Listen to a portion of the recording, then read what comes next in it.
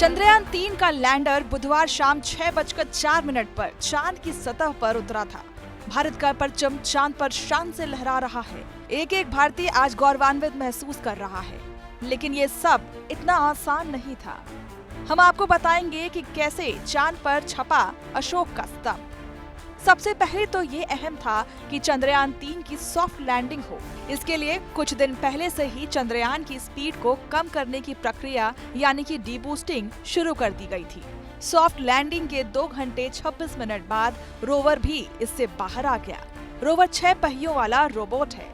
अगले 13 दिन तक ये चांद की सतह पर चलेगा। इसके पहियों में अशोक स्तंभ की छाप है। जैसे जैसे रोवर चांद की सतह पर चलेगा, वैसे वैसे अशोक स्तंभ की छाप छपती चली जाएगी। भारत के चंद्रयान-3 ने चांद के दक्षिणी ध्रुव के पास उतरकर इतिहास रच दिया। 40 दिन के लंबे सफर के बाद रोवर भी इससे बाहर आ गया। रोवर की मशीन लाइफ एक लूनर डे है। चांद पर एक दिन पृथ्वी के 14 दिन के बराबर होता है। चांद के दक्षिणी ध्रुव के पास लैंडर उतारने वाला भारत दुनिया का पहला देश बन गया है। वहीं चांद की सतह पर लैंडर उतारने वाला चौथा देश बन गया है। अब चांद की सतह पर हर तरफ हम अशोक स्तंभ के निशान देख पाएंगे। भारत के लिए इससे ज्यादा गर्व की बात और कुछ नहीं हो सकती।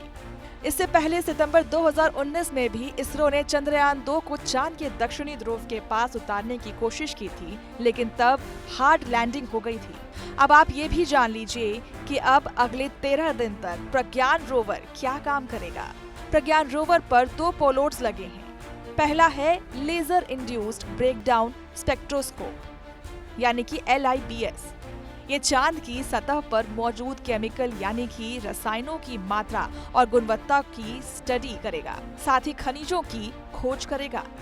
इसके अलावा प्रज्ञान पर दूसरा पेलोड है अल्फा पार्टिकल एक्स-रे स्पेक्ट्रोमीटर यानी कि APXS।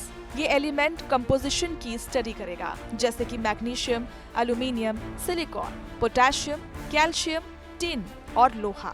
इसकी खोज लैंडिंग साइट के आसपास चांद की सतह पर की जाएगी। अब आप ये भी जान लीजिए कि पिछले मिशन से हमें क्या मिला। इसरो ने साल 2008 में अपना पहला मून मिशन चंद्रयान-1 लॉन्च किया था। इसमें सिर्फ ऑर्बिटर था जिसने 312 दिन तक चांद का चक्कर लगाया था।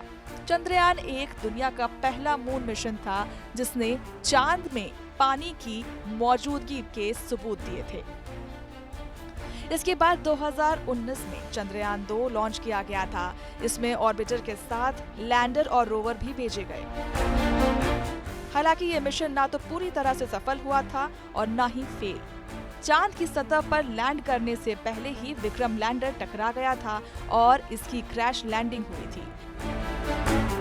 हालांकि ऑर्बिटर अपना काम कर रहा था। चंद्रयान-2 की गलतियों से सबक लेते हुए चंद्रयान-3 में कई अहम बदलाव किए गए हैं।